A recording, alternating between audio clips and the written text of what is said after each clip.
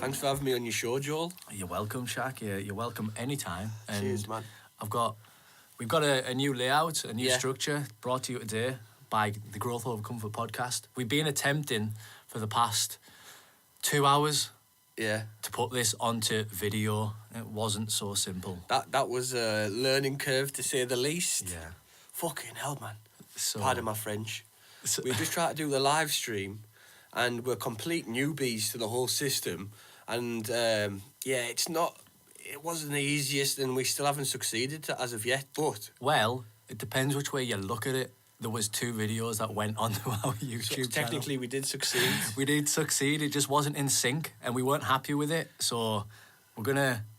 Everything's there to get it around. right. We just need to put a bit more time into it. Yeah. And obviously, once we do, we're gonna get this on live stream. Yep. And if you've got any hints or tips for us when it comes to live streaming on YouTube, please get in touch with us. Yeah, somebody help us, please. But I'm Shaq, sick of growing. I just need a bit of Shaq. comfort. yeah, we need to get in this comfort zone. We need some I help. need a bit of comfort, man. We need some help. I can't be growing while on the podcast. Well, yeah, that didn't make any sense. So, without further ado, I'd like to introduce our new guest on the podcast, Mike Tyson. Hi, Mike. Hi, Mike. I like podcasts. Shaq. So you've recently brought out a new song. Oh, it's not that new. Well, it's not actually that new. It's about a month. Yeah, no, yeah, it was like January-ish. Was it January? Yeah, January. But that one, yeah, I did. I brought that out January. So my first question to you today was, what does AOTY stand for? AOTY stands for Arsehole of the Year, and I got awarded that. No, it's Artist of the Year. It was a thing Ride magazine done. A shout out to John O'Ramsey, and they done a little a poll, a little vote. You know how I feel about these things. I'm not about this popularity vote, but I was in it. Only idiots vote. And sometimes when you're in it, you need to be in it to win it. So yeah, we were in there with some stiff competition, to be honest. There was some people that I never expected to beat. There was like literally Really? because they were in groups. There was groups, so it wasn't technically Artist of the Year. There was bands in there as well. And if you do just your basic math in it, like averages, you've got 3 people in one band. There's 3 people getting votes, 2 people in another. Yeah, so like 3 people with family members, Yeah. 3 people with Yeah, friends, And- 3 people with colleagues. And that aside, super talented as well. So the competition was stiff. I never expected to win, but done a bit of promoting. The followers come through, the fans come through. I think you won with flying colours, didn't you? Yeah, we took 30% of the votes. Nice. So, nice. yeah, I it like was how you good. said we. Because to me it wasn't about being Artist of the Year. It was kind of more like making a statement that, look, I've got some loyal supporters there, and that's what I prove. Because I don't have the biggest fan base. It's only just starting to grow. But what I do have at the moment are loyal people that are actually buying my music, streaming my music, supporting my music, Stand which is by you. massive. Yeah, And that support. can only get better. I can only build on that, and it's just great foundations for the future. Yeah, it's a good point. And you brought it out with a video as well, didn't you? Yeah, just like a compilation of little something I put together myself. You even put videos that the fans had took themselves into the video, didn't you? Yeah, from gigs. Nice. Thought I might as well put them in. Yeah, Go no, it's waste. a good touch. I felt like you were connecting with the fans when you were doing it, especially me in particular. I felt like I was kind of in there and in the video with you, even though I wasn't. Yeah. But just purely because I was at those times when you were performing live. Yeah, that's it. It makes it a bit more personal because some people were there watching the video and they can go back to the Intrapersonal. gigs. And if you know what I'm about, I love nothing more that I enjoy than just that live performance where the crowd's into it just as much as I am. Just really, like, it's something that really, it's one of the things that I live for.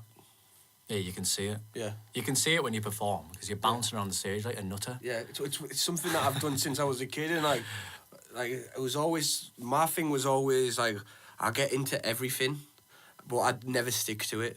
So I'm someone that knows a little bit about a lot of things, but never stuck to it. But music was something that just as soon as I was exposed to it, it just never left me, and it's something that I've completely pursued ever since. How long would you say you've been pursuing? I think we spoke about it in the last one, didn't we? 13 years? No, you were 13 years old was the first time that you performed in the rave scene. Oh yeah, rave scene. Yeah, So, I used to you're, MC. you're looking at over 13 years in the music industry, within reason. And you've been to college, you've spent time away. Like London, London's a much different place to where we live. Different culture, different habits, different beliefs down there, different worldviews. Everything's completely different. Yeah, I mean, I'm fortunate in that way because I've been brought up very British, and I feel very British. But I've had the opportunity to see that other side of things. So, with my parents being from a different background, I was exposed to that as well, and it really gave me a chance. And the fact that I've been raised more neutral than anything else, I'm very fortunate to have had that opportunity as well, because I had a chance to really just make my own decisions, make my own mind up, and the fact that I had a chance to embrace two cultures really, it just was a great way to for a kid to become more open-minded. You got a broader perspective, and it's a more exactly mature and balanced view on the world, because you can see it from other people's eyes. Yeah, because you know what, a lot of people are just scared of things that are different, and that can even go into a race. Yeah, like it can. You see another race, you get scared. Like it happens, you know what I mean? Yeah. And do you know what? Mass generalizations when you see people from there's a lot of racism and stuff like that, but there's a lot of it from people that I don't tend to think that are necessarily racist. It's just like something that's been embedded in a culture since probably the beginning of civilization, or very, very early on, where say you see a tribe that looks different, or you see a clan or whatever it was, you're instantly going to think, oh, there's something different there. You're not going to trust it, and it's kind of carried on in there. And you got to think, if you go back through thousands of years, we weren't just hopping on planes and ships and going to another country. There was genuine separation between each of the countries, and there was genuine differences that people would not understand fully. Well, in this day and age, there's absolutely no need for it. I think there's absolutely no need for it. People just need to open up their minds a little bit and realise that we are all very much connected. We are all very much people with emotions, and you can't just judge somebody on who they are as a person because of what they look like, what their appearance is. There's more to that person. You can't dehumanise them just because of what they look like. But people do mass generalisations where they will see someone of a certain ethnic group and they'll instantly judge. And like you said, I think it could be passed down habitually from the parents, whether they realise it or not, or through school, or through the young culture of where you live. The North East in general, I'd imagine our culture is a lot different to what it is like in London, because we don't see it. We haven't got such a broad perspective as what they would. It's just that it's become a part of human, part of us as humans. So let's even look at the basic. We're from Middlesbrough. We're going to take the piss out of someone from Newcastle. Someone from Newcastle is going to take the piss out of someone from Sunderland. And it goes on and on. It just gets more extreme. Yeah. To the point where there's actual violence because of violence this stuff. And genuine hatred. Look at football. Yeah, football's a strange sport. So you know what? I used to love football. I used to think that I loved football. And then I went through this kind of change in beliefs and change in who I was as a person. And I realised that when I was going to the pub on a Saturday to watch the football, I didn't even enjoy the football. I just enjoyed being around the crowd and being around my friends. And then I started to question football in general. And I was like, you know what? Most of these people who are watching it don't really enjoy the football. They just enjoy the atmosphere. But the atmosphere is quite damaging. When you think about the type of people who you're around at moments in time, they're quite aggressive, mate, and they fucking hate other football fans because they support another football team. Yeah. And what are you really saying about yourself there for no reason whatsoever, that you don't like somebody because of a football team that they support? It's easy to slip into, isn't it? It is. It goes into things as well when you're in a crowd. You kind of change. Pack mentality. Pack mentality. I think Darren Brown done a brilliant show on it before, you kind of change. You kind of change. So if I'm in a group and everyone's laughing at a certain thing, you might not find that certain thing funny at the time, but you'll find a way to justify to make it funny, and you'll fit in. You'll fall into the crowd. People do that a lot, and it's the same. You might just like certain people, and then certain people might have certain views, and then you're socialising with them people, and then before you know it, you share the same views because you like the people that have the view. And you kind of buy into their opinion, don't you? Yeah, and as you know what, you can find ways to justify anything. People will find a way to justify anything, and there's always two sides to the tale, and you can make both sides pretty damn fucking convincing. Yeah. So it's really hard to really The pack mentality thing one's an interesting one. When I watched this Darren Brown show a couple of years ago, He was performing to a live audience, and I remember at one part in the show, like, they had to break into somebody's house, and when they got into the house, he was saying to the crowd, he's like, right, shall I smash the TV? And all the crowd were going, yeah, smash the TV. So he started smashing up the house and everything like this, and all the crowd were cheering, like yeah, smash this, yeah, do this, like, yeah, go on the computer. And then it turned around at the end of the show, and he was just like, right, you were the subject.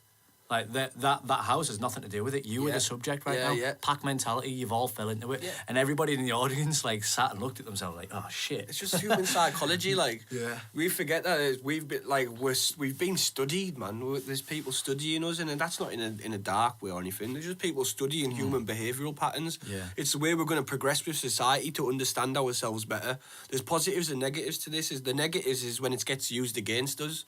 So stuff like propaganda, all this type of stuff, advertising, it can get... Advertising, yeah. Yeah, basically they're taking information up from us, and then that way they can predict our future, our past, and our present. Predict the patterns of your own behaviour. Yeah, and it can get used against us, like, just like that pack mentality thing, or group mentality, or whatever you like to call it. You know, that test where they send someone in a room, there's 4 people going to a waiting room with seats.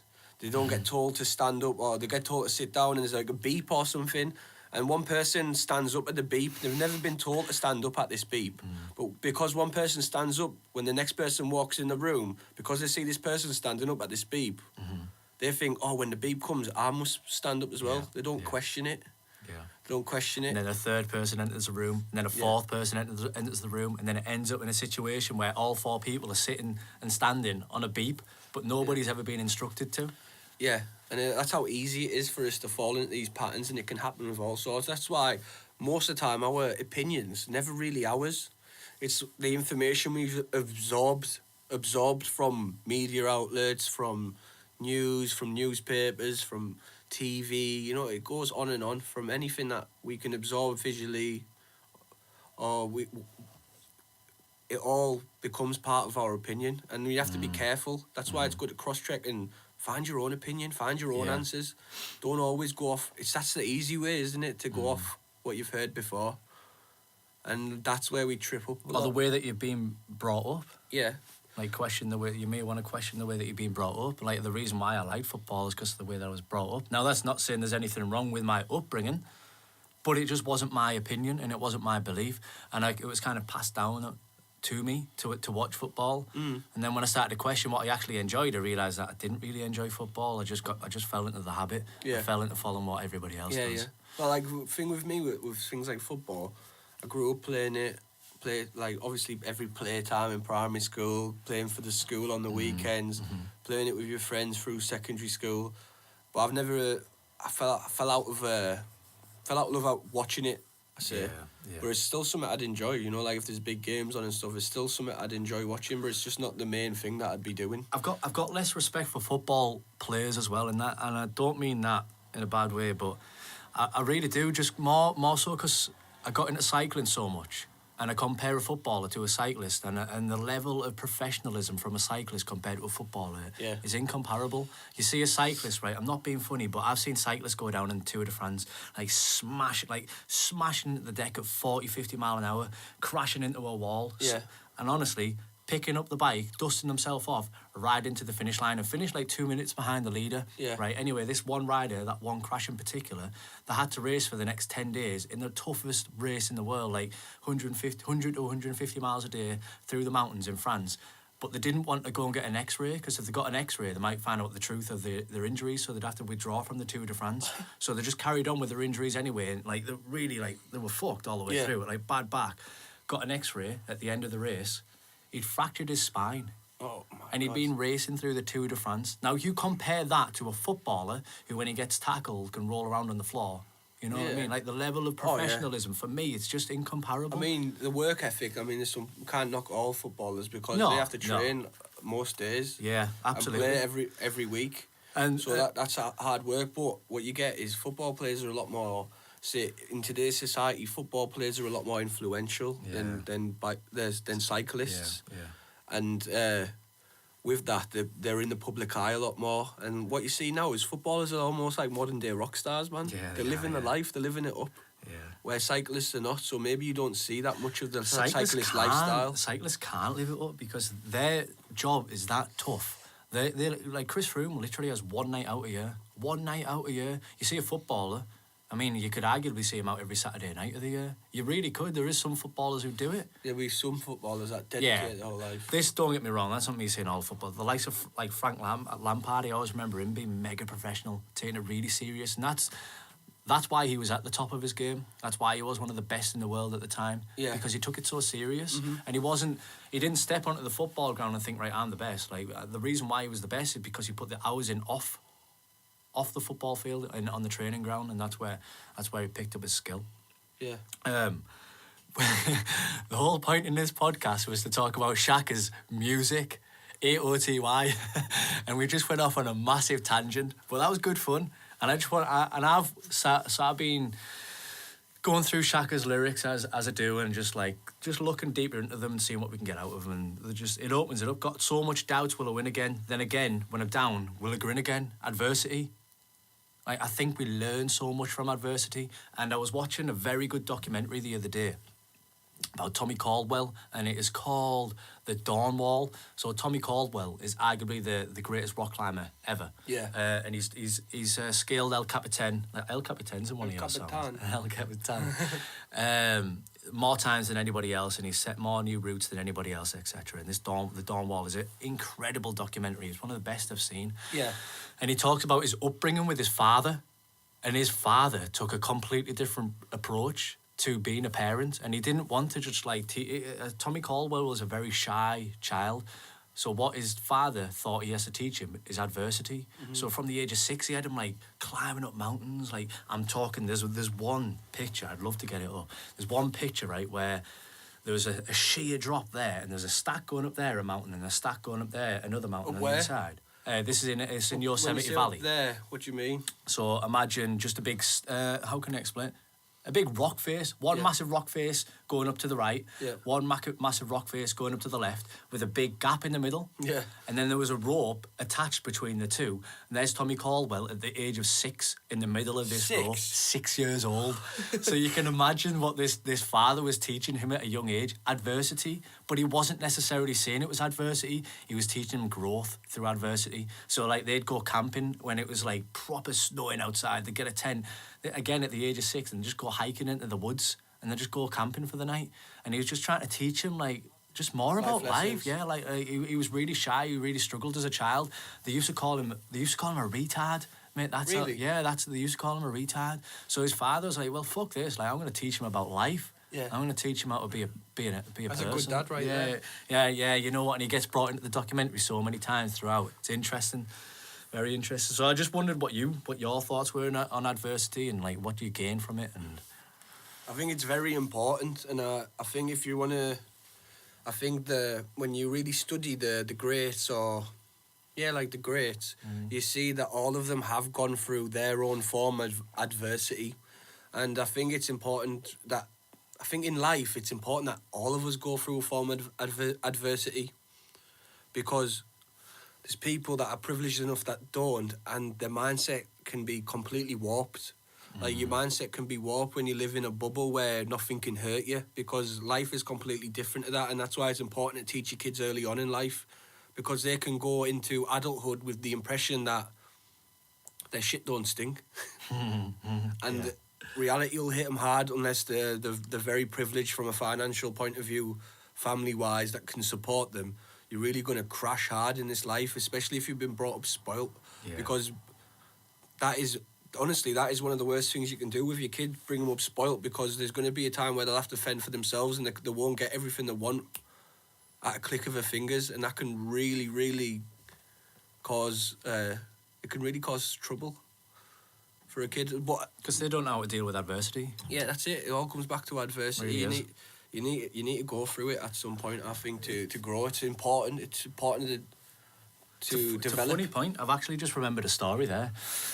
So my uncle was going through a bit of a tough time. This might have been a year and a half ago. And I was sat in my mum's kitchen eating breakfast or whatever, and he came in through the door, and he's like, I tell you, moaning on anyway.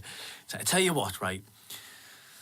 If I was in charge of the national curriculum and I was in charge of the schools, or if I was in charge of this country, what I would do, right, and every child's first day of school, what I'd make them do, I'd make each child come in for about 10 minutes, 15 minutes with the parents, right, and on the first day, they come in sit down in the classroom on their own, well, with the parents, but no other children around. I'd be the teacher, or the teacher at the time would go straight up to the blackboard or the whiteboard, and he'd write in big bold letters, "Life is not always fair."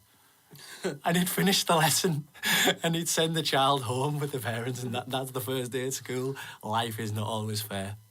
And you know what, like, as extreme as it is, I'd never ever say that's a good thing to teach a child just like that. You need to teach them why. You need to explain more about the situation. But within reason, it does make sense. It does, yeah, because what a way for you to remember your first day at school, you were taught that life's not always fair. Yeah, so when shit hits the fan when you get older, you might be like, actually, you know what? I should have expected this because I got taught it at a very young age. Well, you know what, you're going to go home and just think all day, what did that actually mean? Life is not fair. Yeah. It's going to spark a lot of questions in a young child's mind. And talking about childhood, actually, that links in good to my next point. So another line, another lyric. It's quite strange for me to read these out in return. When you rap them, I talk them. So many die when they're making billions. One hope they'll live again. So with one hope that they'll live again. Like when are you most alive? Really? Do you think it's in your childhood when you got no worries, you got no insecurities, you care less about what other people think about you, you got less. Did I say insecurities? You got less issues basically going on. Like as you get older, things get on top of you. Life experiences happen that might be a little bit hard to accept. So do you think that you were most alive when you're a child? It's a hard question to answer, but I think you're the most alive. Sorry, where's my water? I think you're most alive. No, I'll be all right, thanks. Cheers. I think you're most alive in the present moment. Like there's no time to be alive than now. Nice answer. Is it? Like we're alive now. Like you need to be aware of the present moment more than anything. Yeah. I like it. I don't think it needs to be stretched any further. The reason why I brought it up is because when I was last here, you played the Beatles song Golden Slumbers. Golden Slumbers. Mm-hmm. Once there was a way. yeah. And it got me thinking. Really did get me thinking. Like once there was a way to get back homeward. Yeah. It's quite hard to know where home is. Yeah. I think these days. Yeah, it is. Like they say, home is where the heart is, don't they? Yeah. But yeah, I mean, like when you think of home, it takes you back to your childhood, doesn't it? Like, that's if you had a happy home as a childhood, I guess. Yeah, of course. Or wherever you felt the safest. When you're a child, that kind of sticks in your head, you know. Like maybe there was a happy family time where everyone was together. I mean, that those are the moments you cherish, and it's a hard question to answer. It is, but I like your answer. Being in the present.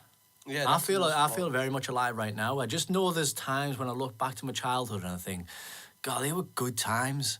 Yeah. Mate, when I used to ride a skateboard, that was probably the most alive I ever used to feel, because I remember I used to wake up daily and I'd watch like a skateboard video, and then I'd quite literally just go and find a school roof to jump off on my skateboard. I used roof. Yeah, quite, mate. I just wanted to find the biggest things that I'd dare to jump off. Yeah. And it was just a way of pushing myself to feel fear. Yeah. Like real fear, but fear that I can push through. But it's also controlled fear. Mm-hmm. It's important. Definitely. 100%. We remain in the same old construct. Yeah. yeah. So do you think it's your drive do you think your drive with the music comes to get out of the construct and create your own construct? Yeah, I mean, that's the corporate construct, should I say. Yeah, like out of context, it can be quite a broad thing. Yeah. Like, same old construct, it could be your day-to-day life, but my meaning was probably more like institutional or more aimed towards corporations and governments, as in that we're like in the same old cycle, like constant wake up, eat, work, repeat cycle until we basically pass away. It's quite hard to change your life as well when you wake up with the same habits as what you did the day before. So you need to really change your perspective on life. you have to change these tiny little details. So you might wake up and get out of bed on the same side as what you did the day before. Now that's creating emotional triggers in your mind that things are the same as they were the day before. I think I actually forgotten that in the lyrics it probably is aimed more to the construct, including how we live, that's impacted by government and all the rest of it, plus just being stuck in the same old cycle of your life routines as well. Because what's the next line? We remain in the same old construct. Can you feel my pain when you got stuck?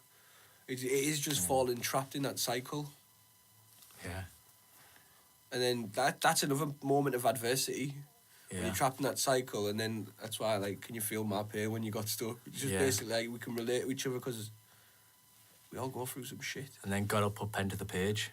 Yeah. Statement of intent.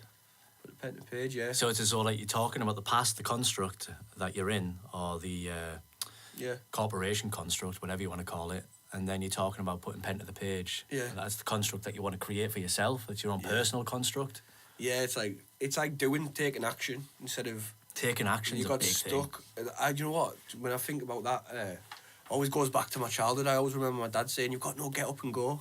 Oh, really? Have some get up and go. Get up and go. Was he calling you lazy, Shaka? Oh yeah. But like that's always stuck in my head. You know, sometimes you just got to get up and go. It's just so basic, because you get stuck in that pattern of thinking about things too much. Like, just make a start on it. Like, just like with the live stream, for instance, it just happened there. Yeah. Like, you face a few brick walls, you're like, I don't have a fucking clue what I'm doing. Like, I feel like just like so useless right now. But we're going to work it out. Yeah, because that's where you can fall into a fixed mindset. You feel like, you don't want to feel like you're useless, you know what I mean? There's only so much energy you can put into feeling like, I'm not getting anywhere. At the end of the day, we all start useless at everything. We can't, when we're born, we can't walk. It's a constant battle of trial and error. Like, everybody has that growth mindset within them, because it's a constant battle of trial and error through life to learn anything. Yeah. You can't read, you can't write. You got to learn these things. You got to adapt yourself. Exactly. Like, you feel like you're hitting a brick wall every single day, or you feel like you're making no progress, but you never really know when you're going to have that breakthrough. Mm-hmm. You just got to keep plugging away. And we got a 6-minute live video on there. 6-minute live video. We succeeded. But you know what? It's on there. Like, it's deleted now, to be fair, so it's not on there. But it's progress. We had nothing yesterday. Yeah, it's possible. It's possible. It's all in the realms of possibility. It's a move in the right direction. It's something that we're willing to learn and pick up on. Yeah. We just got to go away and put our heads in some books or whatever, or watch some YouTube videos, and it'll progress. Yeah, it's got direction. We know what we want to do. We know what we want to aim to achieve, and it's up to us to do it. Mm-hmm. What have you got for me? I've got plenty, Shaq. I'm trying to like do it without also reading out. So I want to ask a little bit about lyrics and music writing. Yeah. So my conscience beams in forever streams, and then it follows on with I think the line after that is, float with unknown matter, got the data to make the sun go splatter. So like it's clever. And are they like the beams and the sunlight, is that intentionally linked? Beams and sun, is that intentional? Yeah.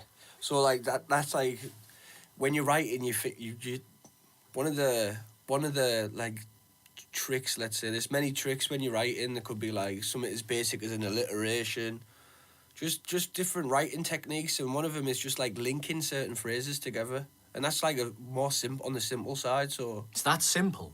Yeah. It's just a theme, isn't it? Like, there's a theme. I like it though. When I start looking at your lyrics and I start like reading it, like I read it time and time and time again, and you start picking up on the little things, and then you see how beams like links with sun, and you're like, that's clever. You might not realise it, mate, but that's genuinely clever, and that happens time and time and time again. Yeah. In every song that you do. Mm-hmm. And there's no such thing as natural born talent. In this fixed mindset, growth mindset book that I'm reading right now, they're saying there's no such thing as natural born talent. It's trial and error.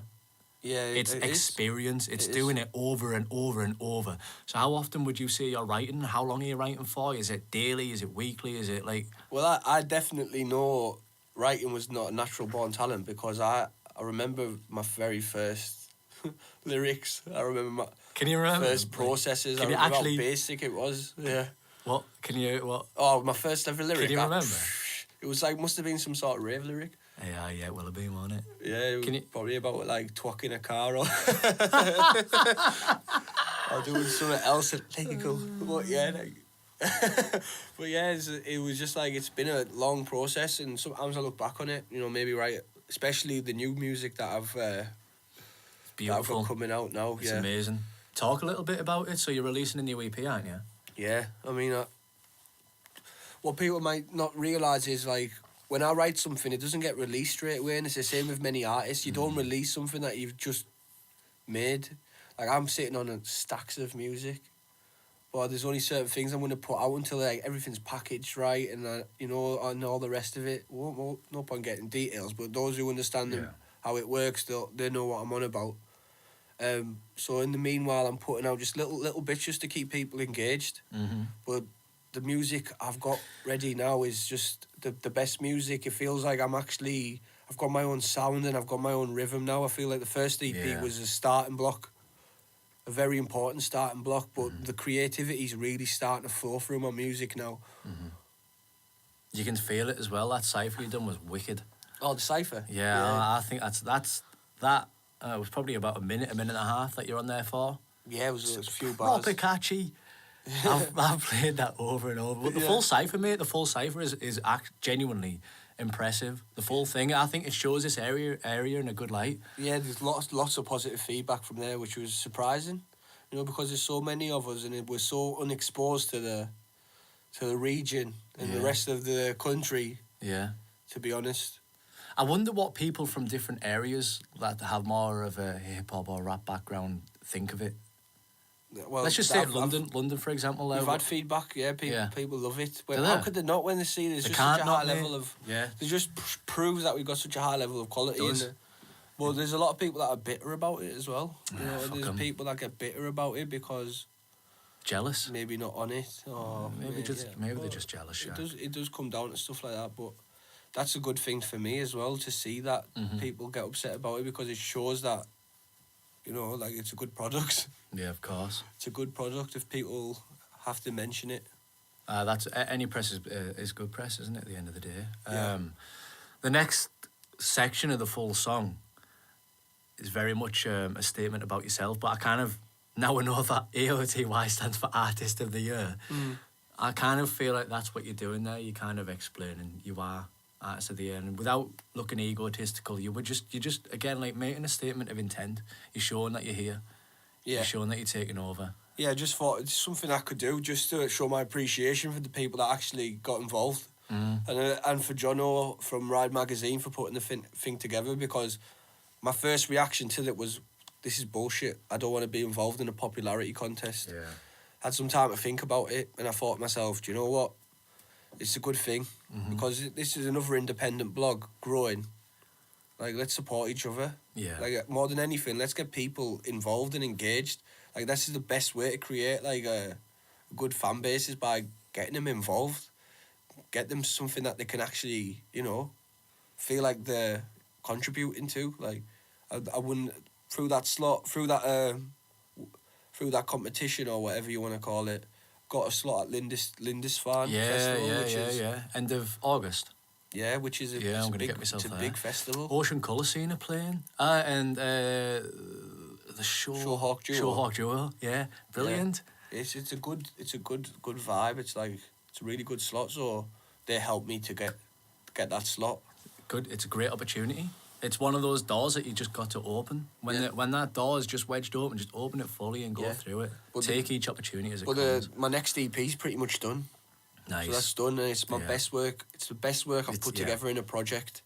Now, I have got more music for after that as well, but this work here is my best yet, and some of the music is just like, I'm so proud of it, because it's the music that I could hear in my head, you know, that I never had a chance to put out before. Like, this is more leaning towards that, and I'm still not there yet. Still more things that I could do with a bigger team, but I'm certainly getting to that point now, and this music's gonna just show the difference in levels from I Am You to this new one. It's a movie. So I'm not releasing going to reveal the name just yet. Progress. You're forever making progress within music, and it's all from hard work and commitment, dedication, passion, drive, everything. Yeah. Everything. The rest... Here we go. What's this one? The rest of this earth is a mess because of dumb greed. Yeah, I mean, I think that's explains itself, that one, doesn't it? Like, if you look at the state of the world, like I hate to sound negative, there's so much positive things that you got to think, like, although there is a lot of negative, there is so much positive as well. But at the moment, that overall state of the earth, the planet, the world, it's like in complete turmoil. And it might be better than it was like 1,000 years ago or whatever. But the way we're going now, the planet can't actually survive. It can't sustain. Like, we're looking at the ecosystem as well as governments and corporations. We're looking at the actual way we're treating the planet. The atmosphere. And it all impacts each other, because it's the way the corporations are also impacting the ecosystem and all the rest of it with plastics. Plastics, naturally. I mean, plastics is a big one, and it's, at the moment, it's gaining a lot of momentum in the press and the public eye. Yeah. And the work that you're doing now for it, like, you've been going to schools and everything, haven't you? Yeah, so I've, like, in the last about 4 weeks, I've gave presentations to like over 600 children, trying to educate and just change habits and beliefs of the younger generation so that they don't live the same way that we live. And in my eyes, what I've been saying to the children is what I've been trying to do to them is plant a seed in their mind, a seed of doubt, so that the next time they go into a Tesco or another shop, whatever, and they go to buy some plastic product, they might just question it. Do they really need to do that? Do they really need to buy that plastic bottle? We got like schemes such as the Refill app, and if you download that app on your phone, you can go in there with a water bottle and you can fill up your own water bottle. So you don't need to go and buy the plastic. It's unnecessary. Single-use plastics is the one. 151 million tonnes every single year is produced, just single-use plastics. So what are your single-use plastics? Just imagine going to buy a tray of chicken. Everything that comes in there, that's all wrapped in plastic. Your plastic bags. Mate, plastic bags. Turtles eat jellyfish. That's their main source of food in the oceans. So what's the one thing that looks like a jellyfish? Plastic bag. So if we're throwing a plastic bag into the ocean, a turtle is more than likely going to come across it and naturally eat it or attempt to eat it. And next thing, that's gone. That turtle's dead. And we are destroying the planet in ways that we don't even realise it, because it travels. So like, I was walking at Rosebery Topping with my daughter in the summer, and there was a group of like 4 lads in front of us, and they all had like 2 water bottles each, and each one of them drank it and threw it onto the floor. So me and her went walking behind, picked them up, put them in my bag, carried them home. But people don't see the bigger picture. They don't realise that them throwing them water bottles on the floor, it's going to end up falling into a river. When it goes into a river, it's going to go into the sea. When it goes into the sea, it's going to enter the gyre. And what the gyres do, that's like the way that the tides go and the currents go. And then it kind of formulates into this big circle. So you end up with like a plastic island. And in the North Atlantic in general, there's meant to be a plastic island that's the size of Texas. And that's a bit misleading, because it's not necessarily a plastic island. It's just trillions of microplastics. So that bottle that might have been sat on top of Rosebery Topping has then found its way into the oceans. It's degraded, but it's not fully degraded. It's just degraded into tiny little microplastics that then looks like eggs. So then the fish consume these little tiny microplastics, thinking that they're eggs, thinking that it's food. Then the bigger fish eat these fish. Then we catch these fish. Ends up back in our system. Mm-hmm. So it's harmful to human health, but they don't realise it when they throw it away on top of Rosebery Topping. Granted, it'll take years and years to get to that state right there, but it's going to happen. Yeah. And it's what we're doing all the time, all around the country, all around the world. I mean, it goes back to the basic, though, doesn't it? Everything is connected. Yeah. Everything is connected, so it's all just going to be a vicious cycle. It's going to come back on us. Yeah. And that's just the way the planet works. Yeah. So we just need to be mindful in our habits, mindful in our behaviours and our actions, and if we can just consume less. I know I'm terrible for it, by the way. I drink lots of bottled water. Yeah. So we've been through this. So I've got so many bottles. I use a lot of plastic. I must be going through about 10, 12 bottles a week. That's a lot. Yeah, 1.5 litre bottles of... You need to give me these. I need these bottles because I'm making a kayak. Yeah, I've got a few for you. That's not me advising you to go and buy more plastic bottles, though. Just buy a water filter and just fill it up out the tap and stick it in the fridge. Yeah, I need to... Get out your mind that it's bad for you. It's fine. Yeah. No, Northumbrian water produces good quality water. I don't have an excuse now because you're about to risk your life for the plastic epidemic. For our addiction to plastic. The least I could do is probably just find an alternative to mineral water. Well, you know what? I love my mineral water. Well, you know what? Not even just the mineral water. I don't really want to drink from the tap. So I probably need to get a what is it? Get it. A distiller. A distiller, yeah. I think. What are they called? Yeah, I think so. Along those lines. What? Just a water filter.